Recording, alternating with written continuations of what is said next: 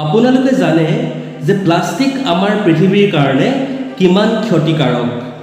আমি চেষ্টা কৰিলে পলিথিন বেগবিলাক ইউজ কৰাটো বন্ধ কৰিব পাৰিম, কিন্তু প্লাষ্টিকৰ বটলবোৰ ব্যৱহাৰ বন্ধ কৰা আমাৰ বাবে প্ৰায় অসম্ভৱ। কাৰণ খোৱা পানীৰ পৰা লৈ কোল্ড ড্ৰিংকছ, জুচ এই সকলো প্লাষ্টিকৰ বটলত পেক হৈ আহে। কিন্তু ভাল খবৰ এইটো যে এতিয়া আপুনি প্লাষ্টিকৰ বটলক বাই বুলি ক'ব পাৰিব, কাৰণ আমাৰ মাজত আহি পাইছে ইকো ফ্ৰেণ্ডলি বাঁহৰ বটল। এই বটলৰ ব্যৱহাৰ প্ৰথমে ছিকিমত কৰিছিল। আমাৰ বাবে গৌৰৱৰ কথা এইটো যে এই বটলটো বনোৱাৰ আইডিয়া অসমৰ ধৃতিমান বৰাই দিছিল।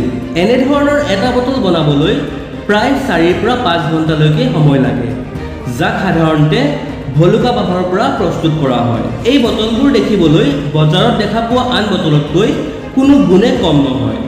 আনকি উত্তপ্ত গৰমতো এই বটলবোৰে পানী ঠাণ্ডা কৰি ৰাখিব পাৰে। এনেধৰণৰ ইণ্টাৰেষ্টিং ভিডিঅ'ৰ বাবে চেনেলটি লাইক, শ্বেয়াৰ আৰু ছাবস্ক্ৰাইব নিশ্চয়কৈ কৰিব।